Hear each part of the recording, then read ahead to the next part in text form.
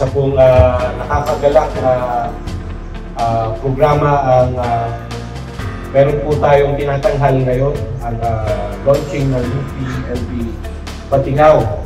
Malaking programa upang mapangalagaan safety and security ng ating lahat ng membro ng ating UPLB community. Batingaw, which stands for babala at abiso para sa tiyak na kaligtasan ng bawat isa, is a symbol of preparedness in the face of fire emergencies and other disasters.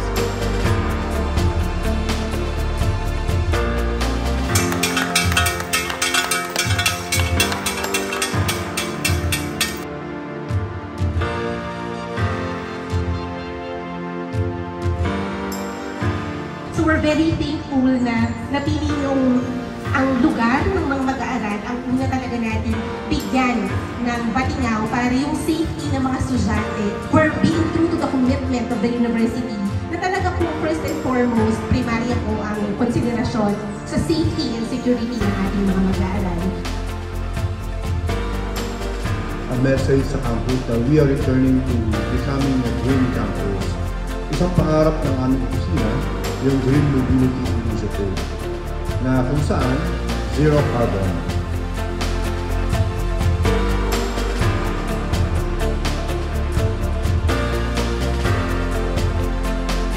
Dahil po dito, marami po pa yung susunod at marami po kami proyekto pagkakabang para po sa pakanan ng buong UPLB.